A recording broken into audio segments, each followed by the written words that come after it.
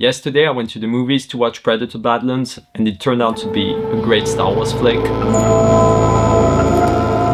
Hi, I'm Alex, filmmaker, writer, and this is not a movie review. There is gonna be a lot of spoilers as I break down this movie. I thought it was a really interesting move from Disney to take the Predator franchise, inject it with all the classic Disney tropes and references, and make it the Star Wars movie that Lucasfilm can't seem to be delivering. I don't really need this, by the way. Like, this is just because it's apparently in fashion to hold your mic, and I'm probably going to drop it. And I have good news for you. Predator Badlands is a great movie because it is the best version of itself and the best movie Dan Trachtenberg as a director and creative could ever deliver within the constraints of Disney's infrastructure for production, Disney's editorial line, and the public they want to bring back into the seats. Let's get into it. What's going to strike you immediately from the first frame of the film is that the Predators come from Tatooine, and they have speeder bikes, they have tents, they're pretty much like huts, and the main character's spaceship suspiciously looks like the Millennium Falcon. That is interesting because what it tells you is, okay, we're expanding the universe, this is going to be a spin-off, and this is going to be space opera, fantasy, science fiction as you're used to. This isn't going to be a bloody, gritty tale of violence and hunt. This wants to be an epic story, fun time at the movies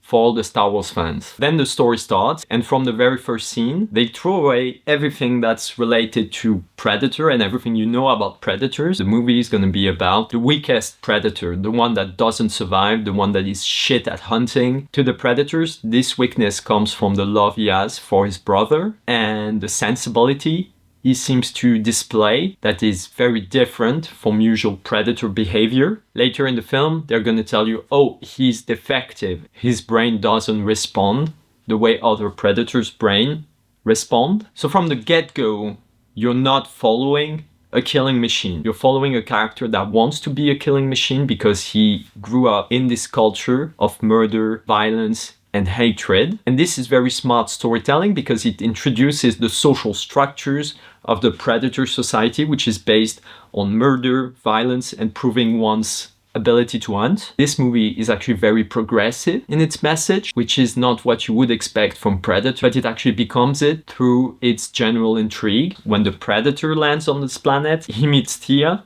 the classic Guardians of the Galaxy, Harley Quinn-inspired character that you find in most franchises in this day and age, the Wayland Yutani android. So here we are crossing over with Alien. I'm all for it, really, because they've been very effective reboots, even though they're pretty much based on Star Wars scenarios. Like, one is based on The Force Awakens, and this one is very much based on The Mandalorian, but with green blood, bloody action. It has everything. And a very cute furball that is also very violent and does all the Rocket Raccoon kind of jokes with body parts for little kids. This little furball ape thing turns out to be the baby of the animal he's hunting. The movie is pretty much a Star Wars film or a Star Wars Rebels episode in terms of storytelling. Main character sets out on a quest to do one thing. They meet friends along the way, and the story becomes about rescuing those friends instead of doing the thing they set out to do in the beginning, because they've discovered that it wasn't what they thought it would be, and it's actually mean and bad and evil. They abandon their quest to rescue the friend. They rescue the friend. They all beat the villain together. The bad guy is called Tessa, and she's also played by Elle Fanning. They're sisters. Tessa is very much the ice queen from Frozen,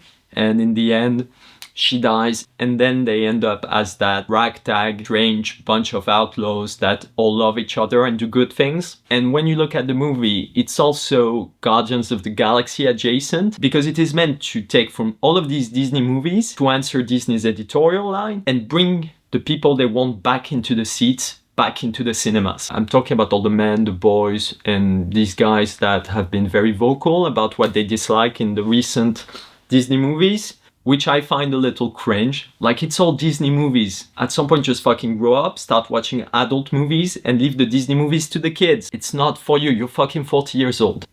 Next, we've established that this is not the tale of a predator. This is the tale of a protector. And that makes a big difference. The one thing in that film that is incredible is that the predator comes back to his own planet and kills his villains, the one that hurt him in the very beginning of the movie and set him out on this crazy quest, and it is his father. Killing the dad was a very bold move.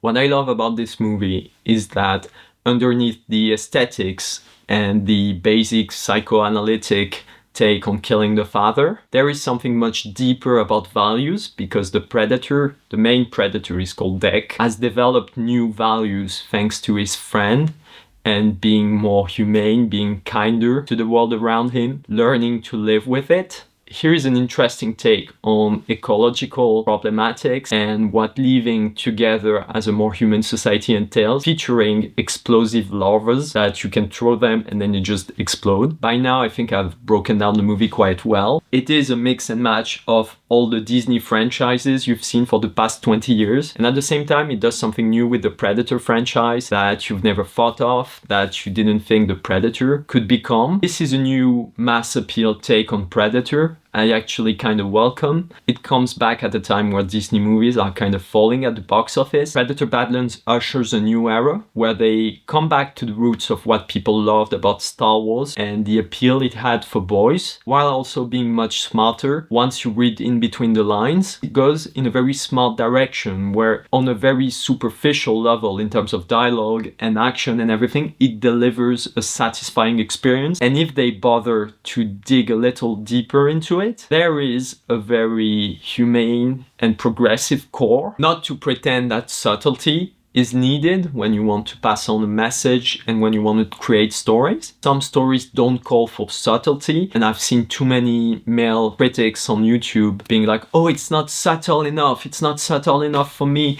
it's too direct, it's woke, it's whatever. Well, guess what, dude? This is a fairly woke movie. This movie just came out. I don't know how it's gonna perform at the box office. Like, I assume something kind of mid, but it's good enough that I think it could have legs. And I think Dan Trachtenberg is only just getting started, and he's probably gonna get to do more Predator after this. The one funny thing is that right after the end of the movie, there is a little shot that announces a sequel, and the sequel is gonna be John Carter of Mars. Finally, I've been waiting for that for my whole life, and I'll get a Predator take on John Carter of Mars. I can't wait. And this epiphany I got was just seeing the shape of the ship we saw on the planet, which very much looks like a John Carter design.